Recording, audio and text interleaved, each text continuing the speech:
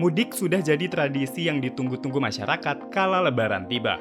Tahun ini pemerintah memprediksi angka pemudik meledak jauh lebih tinggi dari tahun-tahun sebelumnya.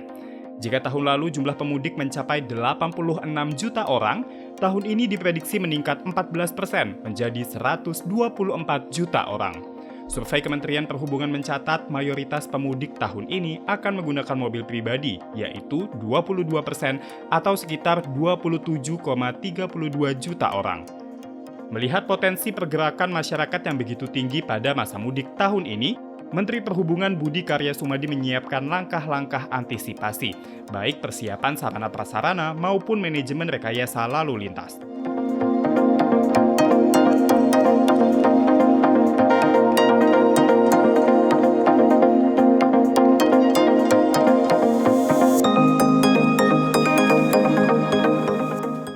Nah, kita yang mau mudik terutama menggunakan mobil, perlu juga nih kita perhatikan kebijakan lalu lintas yang diterapkan pemerintah untuk mengatur arus mudik tahun ini. Pertama, perlu diingat Jasa Marga memprediksi puncak arus mudik Lebaran tahun ini jatuh pada Rabu, 19 April 2023 dan puncak arus balik pada Selasa, 25 April 2023. Volume kendaraan keluar Jabodetabek selama periode H-7 sampai H+7 Lebaran 2023 diperkirakan mencapai 3 juta kendaraan atau naik 7% dari Lebaran tahun lalu. Didominasi oleh kendaraan yang menuju arah timur atau Trans Jawa sebesar 52%, ke arah barat atau Merak sebesar 28%, dan ke selatan atau Ciawi sebesar 20%. Jasa Marga juga memprediksi pada puncak arus mudik tahun ini, kilometer 66 tol Jakarta Cikampek akan dipadati hingga 138.000 kendaraan. Sementara saat puncak arus balik, tol ini diprediksi akan dipadati hingga 178.000 kendaraan.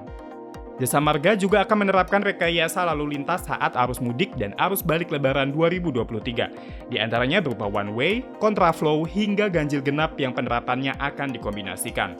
One way akan dilakukan mulai 18 April di Tol Cikampek, kontraflow diterapkan dari Karawang Barat hingga Cikampek, sementara ganjil genap akan diterapkan dari Karawang Barat hingga Kali Kangkung.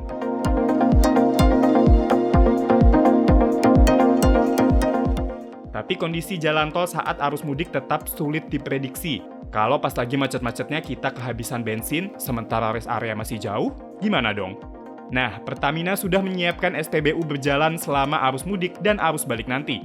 Pengendara yang butuh bensin di tengah jalan bisa menghubungi call center 135 dan share lokasi.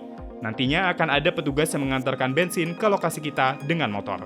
Ada 390 petugas yang siaga mengantarkan BBM kepada pengendara di kondisi darurat. Selain itu, Pertamina juga menyiapkan SPBU berjalan di beberapa titik arus mudik dan balik. Totalnya 7.491 SPBU dan 114 terminal BBM. Hal lain yang juga perlu kita catat selama mudik menggunakan mobil adalah penerapan tilang.